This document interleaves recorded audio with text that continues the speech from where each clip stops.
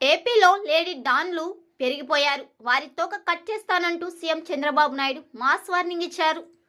ఈరోజు ఆయన మంగళగిరిలోని పార్టీ కేంద్ర కార్యాలయానికి వెళ్లారు.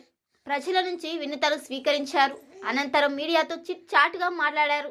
ఈ సందర్భంగా ఒక ఆసక్తికర అంశాన్ని ప్రస్తావించారు. శాంతి భద్రతల విషయంలో రాజీ ప్రసక్తే లేదని చెబుతూ గతంలో నెల్లూరు, విజయనగరం జిల్లాలు ఎంతో ప్రశాంతంగా ఉండేవని అన్నారు. వైసీపీ హయాంలో నెల్లూరు జిల్లాలో లేడీ డాన్లు తయారవటం ఆశ్చర్యం కలిగించింది అన్నారు. వారి తోకలు కట్ చేస్తానంటూ హెచ్చరించారు. నెల్లూరులో గత శుక్రవారం పెంచలయ్యారి సీఎం నేతను హత్య గురయ్యారు. ఆ దారుణానికి ఒడికట్టింది కామాక్షమ్మ మూట అని పోలీసులు గుర్తించారు.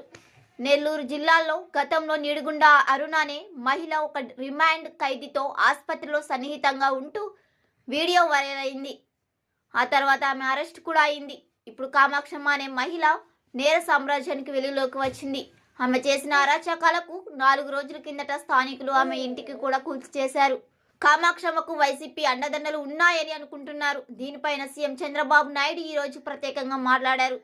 వైసీపీ హయాంలో లేడీ డాన్లు తయారవడం ఆశ్చర్యం కలిగిస్తుంది అన్నారు. కొద్ది రోజుల కిందట ప్రజావేదిక కార్యక్రమంలో సీఎం ఈ విషయాన్ని ప్రస్తావించారు. ఊరికి ఒక మహిళ నేరస్తురాలు తయారు చేస్తున్నారంటూ వైసీపీపై నిప్పులు చెరిగారు. అయితే శాంతి భద్రతల విషయంలో రాజీ ప్రసక్తే లేదని సీఎం తేల్చి చెప్పారు. తాము అధికారంలోకి వచ్చిన నాటికి ఇప్పటికీ చాలా మార్పు వచ్చిందని అన్నారు.